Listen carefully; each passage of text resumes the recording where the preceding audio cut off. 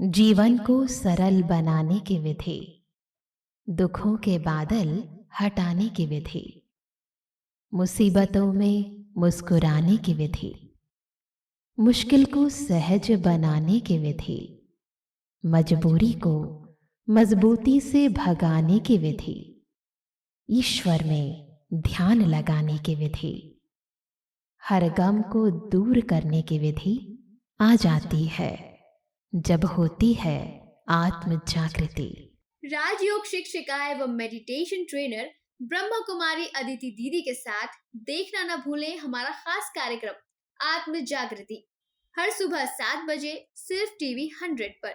ओम शांति। ये दुनिया आवाज़ों से भरी है, पर बाहर जितनी आवाज़ें हैं उससे कहीं ज़्यादा अंतरात्मा अपने सत्य स्वरूप में शांत है। और जब हम अपने अंतर की शांति को जागृत करते हैं तो तन मन संबंध हर कर्म शांत यानी स्टेबल संतुलित हो जाता है, एक रस हो जाता है। अंदर की ये शांत चित्त स्थिति बाहर की परिस्थितियों को भी शांत कर देती है। इसी आंतरिक भावना के साथ, महसूसता के साथ आइए हम सब इस शक्तिशाली महामंत्र का उच्चारण करते हैं। सभी प्यार से दिल से कहेंगे ओम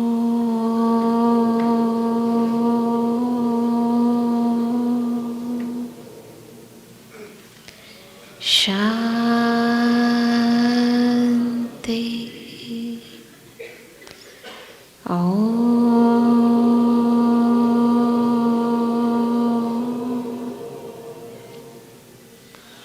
शांति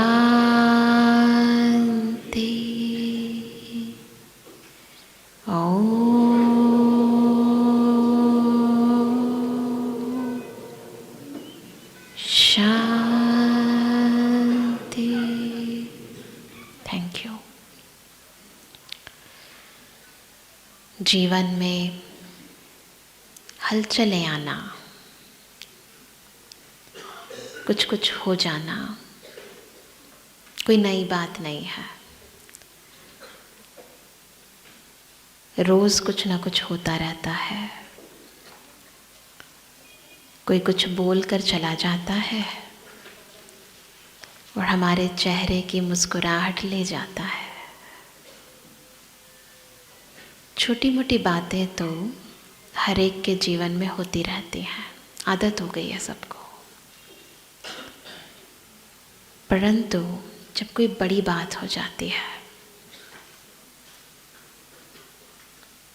बहुत बड़ी बात, वो बात अलग है। कई बार हम छोटी को भी बड़ा कर देते हैं, पर सच में जब दिखता है कोई हमारे बीच से चला गया, किसी को कुछ हो गया अचानक से,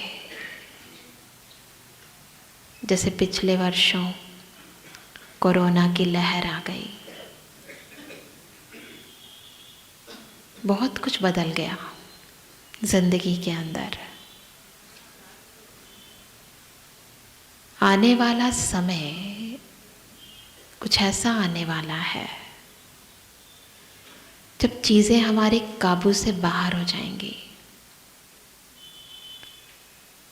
ऐसे में क्या हम अभी छोटी मोटी बातों में ही रूस जाते हैं, परेशान हो जाते हैं, दुखी हो जाते हैं, तो बड़ी आती है तो फिर क्या करते हैं? फिर तो मन बुद्धि काबू में ही नहीं रहता है, कंट्रोल में ही नहीं रहता है, कुछ भी बोल देंगे।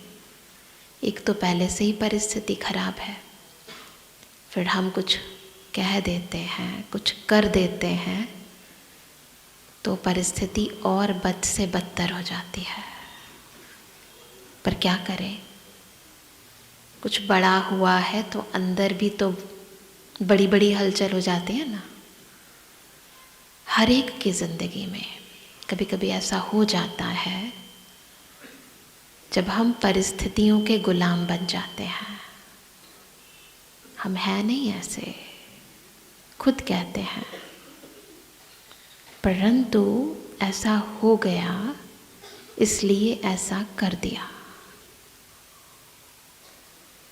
अब जब बड़ी परिस्थितियां हो, कोई अपना बीमार हो जाए, कोई अपना शरीर छोड़ दे, कोई ऐसी आपदा आ जाए जो दुनिया में देखते हैं ना, अर्थक्वेक आ जाती है,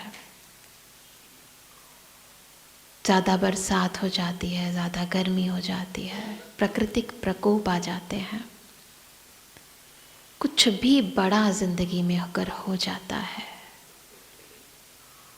तो क्या हम उसके लिए तैयार हैं? उस हलचल में क्या हम अचल रह सकते हैं? घर में कोई दुर्घटना हो जाती है, उस समय देखो क्या होता है। देखा गया है कि जानते हुए, समझते हुए, पता है क्या करना चाहिए, फिर भी क्योंकि मन संतुलित नहीं होता, गलत निर्णय ले लेते हैं। जैसे कोई बच्चा होता है ना, तैयारी पूरी है, पूरी तैयारी करी है, पर डर है, तो वो जो डर है ना इंसान का, वो उसे गलत करवा देता है। बुद्धि काम नहीं करती है उस समय। मुझे याद है जब मैं पढ़ रही थी, मुझे लगता है याद आता है, शायद बीएससी कर रही थी उस समय। अपनी घटना बताती हूँ। उस समय मैं ब्रह्मा कुमारीज में नहीं आई थी, तो एक बारी सर्दियों की रात में अपनी कज़न सिस्टर के साथ उसके घर पर सो रहे थे हम दोनों। उसका अपना अलग से कमरा था और हम दोनों ने एक बड़ी सी बहुत अच्छी रजाई ओढ़ रखी थी, सॉफ्ट सॉफ्ट। सर्दी थी तो बीच में हीटर रखा हुआ था, ऊपर एसी था, नीचे हीटर था और हम दोनों सो रहे थे। थोड़ी देर के बाद मुझे लगा बहुत गर्मी है, क्या कारण है, सर्दी है पर गर्मी क्यों लग रही है। वो कंबल थोड़ा हटा कर देखा तो सामने आग थी, बिल्कुल आग की लपटें चल रही थी। मैंने फटाफट उस समय हीटर ऑफ किया, अपनी बहन को उठाया और मैंने कहा अब देखो क्या करना है। और हम दोनों के सामने जैसे मौत सामने थी, कुछ भी हो सकता था। ऊपर एसी था, हीटर तो बंद किया था, पर कुछ भी हो सकता था। समझ ही नहीं आया। वो भी साइंस की स्टूडेंट, मैं भी साइंस की स्टूडेंट, दोनों को पता था क्या करना चाहिए, पर उस समय काम ही नहीं कर रही थी बुद्धि, करें क्या। क्योंकि जब सामने मृत्यु दिखाई देती है ना, तो बुद्धि काम करना, पता होते हुए भी याद ही नहीं आएगा कि क्या करना चाहिए, दिमाग काम नहीं करता है। हम दोनों ने उठाया वो इतनी बड़ी रजाई और बाहर टेरेस थी, उसके ऊपर हम दोनों ने फेंक दिया। और बुद्धि काम नहीं की कि हवा लगेगी तो आग की लपटें और बढ़ जाएंगी, और वही हुआ, और लंबी और लंबी। हमें लगा पता नहीं कोई नुकसान ही ना हो जाए आज। कुछ काम नहीं कर रही थी बुद्धि। फिर ध्यान आया कि इस पर हम बाल्टियाँ भर के पानी फेंक देते हैं, और तब जाकर जब पानी फेंका उस पर तो वो रुकी। फिर क्या हुआ वो एक अलग स्टोरी है, पर सच्चाई ये है कि सच में जब हलचल का समय होता है तो सबसे पहले हमारी बुद्धि काम करना बंद कर देती है। क्यों होता है ऐसे, समझ ही नहीं आता क्या हो जाए। डॉक्टर भी, उसको सब पता है, पर जब केस अपनों का हो जाता है तो इतना इमोशनल हो जाता है कि समझ नहीं आता क्या करे। उसके हाथ पैर भी कांपने लग जाते हैं। कोई सर्जन अपनों का सर्जरी नहीं करता है, नहीं कर सकता है। तो इस दुनिया के अंदर अब परिस्थितियां बढ़ रही हैं, तो ऐसे में अपने मन को स्थिर कैसे रखें, अचल कैसे रखें, हिले नहीं, डोले नहीं। आज के सत्र में हम ऐसी ईश्वरीय युक्तियां आपको बताने वाले हैं, ट्रिक्स, ऐसे तरीके जो कितनी भी हलचल हो, आपके मन पर उसका असर ना हो, आपका मन स्थिर रहे और आप अपने लिए, अपनों के लिए सही निर्णय लेकर सबका जीवन सुखमय बना सकें। मुझे याद आता है एक बार एक बहुत अच्छे बिजनेसमैन थे, बहुत अच्छे बिजनेसमैन, उनके पास सब कुछ था। उनके बहुत बहुत बड़े बड़े शिप्स चलते थे, एक्सपोर्ट इंपोर्ट का, इधर से माल उठाया दूसरे देश में भेजा, बहुत बड़ा बिजनेस था, बहुत बड़ा कारोबार। एक बार वो बैठे हुए थे, उनका मैनेजर उनके पास आया और कहा, आपको पता है कितना बड़ा नुकसान हो गया है। वो जो बड़ा सा जहाज था जिस पर हमारा इतना सारा माल जा रहा था, वो सागर में डूब गया है। वो जो मालिक था उसने उसकी बात सुनी, थोड़ी देर के लिए आंखें बंद की, थोड़ा सा मुस्कुराया और बोला, बहुत खूब। उस मैनेजर को लगा पता नहीं क्या हो गया इसको, इसका दिमाग काम नहीं कर रहा है, मैं बता रहा हूँ नुकसान हो गया इतना बड़ा और ये कह रहा बहुत खूब।